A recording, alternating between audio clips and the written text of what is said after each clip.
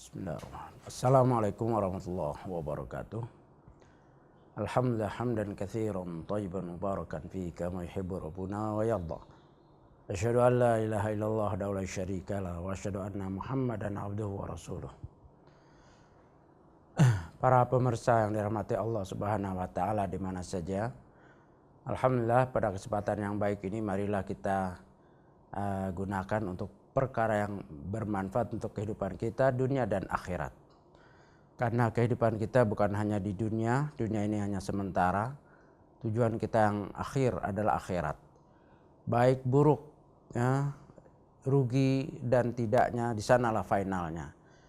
Bisa saja orang di dunia ini mengalami kesusahan, kerugian, tapi apabila dia tata benar atas hidayah Allah, ya, dia mendapat hidayah sunnah, hidayah Islam, hidayah sunnah dan seterusnya, dia pertahankan sampai akhir hayatnya.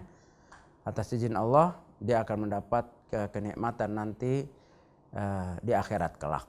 Ataupun yang memang di dunianya juga mendapatkan hal-hal kebaikan dan dia pertahankan bersama hidayah Allah dan dengan akhir yang husnul khotimah, maka dunia dan akhirat dia akan mendapatkan kebaikan. Inilah doa yang selalu kita panjatkan. Allahumma atina fid dunya hasanah wa fil akhirati hasanah wa qina adzabannar. Ini adalah sukses yang full, yang optimal. Kadang-kadang kita hanya mengkhawatirkan anak, istri kita, keluarga kita untuk urusan dunianya. Padahal kehidupan yang sebenarnya, yang abadi adalah nanti di akhirat kelak. Oleh sebab itu, apapun langkah kita dari detik ke menit sampai jam dan hari, bulan dan tahun harus kita perhitungkan apa yang bermanfaat untuk dunia kita dan juga akhirat kita. Dan bukan itu saja, terhindarnya kita dari api neraka. Jangan sampai menghisinggah walau hanya seperjuta detik ke neraka. Karena satu harinya di akhirat adalah alfasanati mimma ta'udun, 1000 tahun dari waktu yang kamu hitung-hitung di dunia.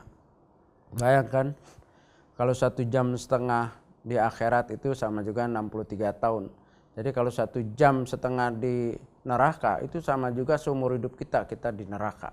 Na'udzubillah. Maka waqina adzabannar. Selain dunia hasanah, wa fil akhirati hasanah, waqina adzabannar. Nah, di antara poin-poin yang untuk menjauhkan kita dari api neraka atau yang menjauhkan kita dari dahsyatnya neraka jahanam, tentu kita harus tahu apa yang dibenci oleh Allah sehingga kita menghindarinya.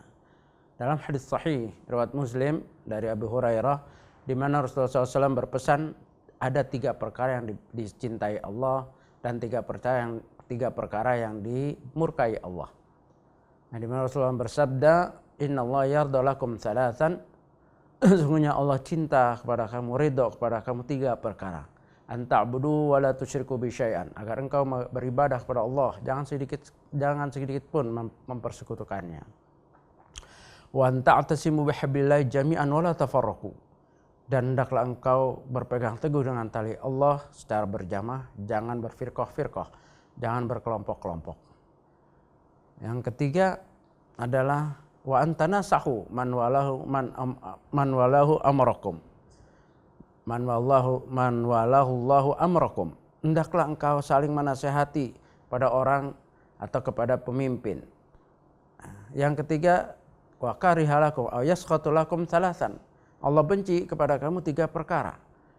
Qila wa qala, kata-katanya atau desas-desus tanpa ada keilmiahan, menyebar berita yang tidak ilmiah dan seterusnya.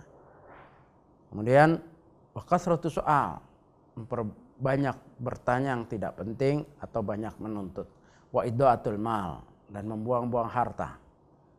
Tayyib, tidak mungkin waktu yang singkat ini kita bahas semua.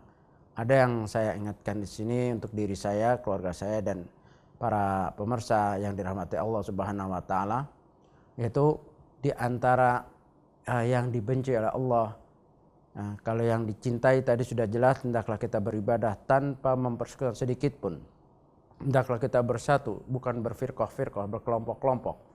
karena kita asalnya satu dari bapak kita yang satu, yaitu Adam alaihissalam, ibu kita satu, Hawa alaihissalam, ya, dan seterusnya.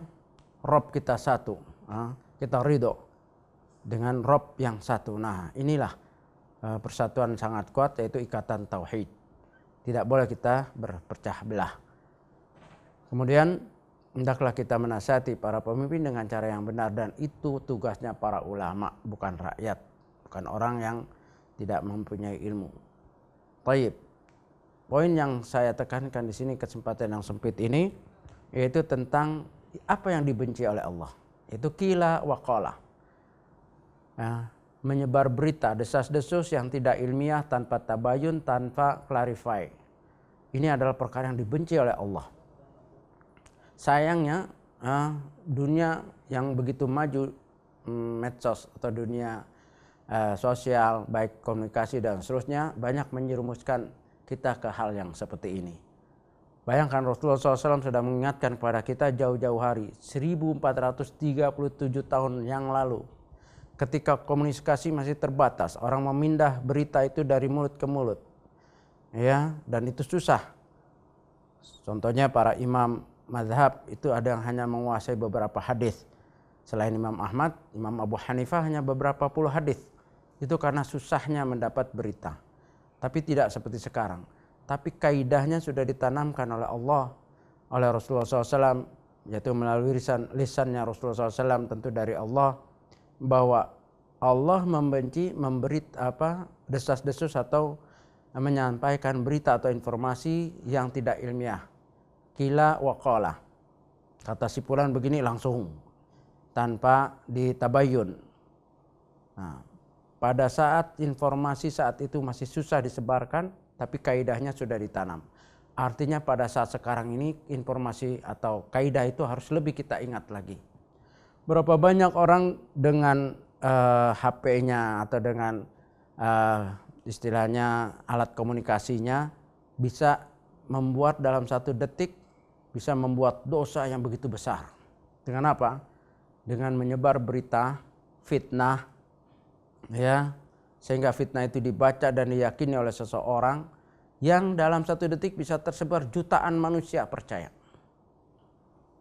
Padahal dia harus bertanggung jawab di hadapan Allah. Ma yalfidhu min qaulin illa ladayhi raqibun atid. Tidak ada satu ucapan, satu statement yang begitu saja keluar kecuali ada malaikat yang mencatat, malaikat dekat yang mencatat, baik ucapan, tulisan atau apa yang kita sebar. Maka di antara yang dibenci oleh Allah tadi, di antara yang pertama adalah qila wa qala, kata-katanya. Nah, ini yang harus kita cermati, karena beramal baik itu susah, berat, perlu kesungguhan, pengorbanan, tapi jangan sampai sudah berat itu dirusak dengan menyebar berita, menyebar informasi yang tidak ilmiah, menyebar fitnah, dan sesampai menjadikan orang percaya dengan berita itu, maka kita akan bertanggung jawab di hadapan Allah. Yang kita akan menghadap Allah biduni turjuman, tanpa ada perantara, tanpa ada penerjemah, maka kita akan jawab itu semua dari kata-kata berita atau apa yang kita sebar. Ya, silahkan. Para ulama juga tidak melarang kita menggunakan medsos, namun ada aturannya. Islam sangat mengatur, ya, karena apa yang kita tulis, apa yang kita nyatakan, apa yang kita buat statement itu dipertanggungjawabkan, baik keilmiahannya, manfaat mudaratnya, ya, dan sejauh mana itu dapat menjadikan manusia, kalau bertambah dengan tulisan kita, seorang bertambah keimanan, ketakwaan, tentu pahala kita juga besar. Dan berbalik daripada itu, apabila isinya berlainan dengan dalil-dalil yang sahih, atau justru membuat manusia resah atau manusia terfitnah dan seterusnya, maka kita akan menanggung. Ya. Dan bedanya perkara menyebar berita ini begitu ringannya dengan kecanggihan alat informasi. Ya, orangnya tidak nampak, hanya tulisan-tulisannya. Ya, tulisannya tersebar ke sana kemari, orangnya kadang-kadang tersembunyi. Dia pikir dia aman dari hal itu, Pak. Tidak. Dia aman dari mata manusia. Mungkin dia tidak bisa dicari. Ya, mungkin kecanggihan teknologi dia bisa kuasai, tapi dia tidak akan lepas dari ya pengetahuan Allah, dari ilmu Allah. Dia tidak akan bisa lari dan tersembunyi dari Allah yang Maha mengetahui, alimul ghaibi wasyahadah, yang mengetahui perkara-perkara yang gaib maupun perkara yang nyata. Ini nasihat untuk diri saya, keluarga saya, dan siapa saja yang orang-orang yang saya cintai, dan atas dasar kecintaan sebagaimana dalam hadis sahih dikatakan, la yu'minu ahadukum hatta yuhibba li akhihi ma yuhibbu li nafsihi. Tidak sempurna iman seseorang sampai dia mencintai apa yang baik untuk saudaranya sebagaimana yang baik untuk dirinya. Maka mudah-mudahan tausiah atau taujihat mengingat yang singkat ini dapat bermanfaat untuk kita semua, baik pemirsa yang ada di mana saja maupun siapa saja yang mendengar, dan silahkan menyampaikan lagi karena itu adalah sunnah dari Nabi SAW. Apabila itu kebaikan, falyuballigh, hendaklah menyampaikan yang mendengar kepada orang yang tidak mendengar. Mudah-mudahan ini adalah salah satu dari cara kita ya menebar kebaikan, menebar kasih sayang, dan sesuai dengan Islam rahmatan lil alamin. Islam yang menjaga rahmat kasih sayang untuk segenap alam.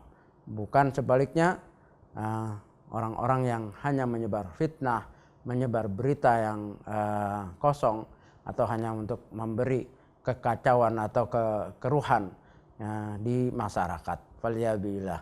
Mudah-mudahan kita terhindar daripada itu, dan mudah-mudahan alat yang kita miliki ini menambah pahala kita. Wallahu a'lam bishawab. Demikian saja saya akhiri. Subhanakallah bihamdika asyhadu an la ilaha illa anta astaghfiruka wa atubu ilaik. Wassalamualaikum warahmatullahi wabarakatuh.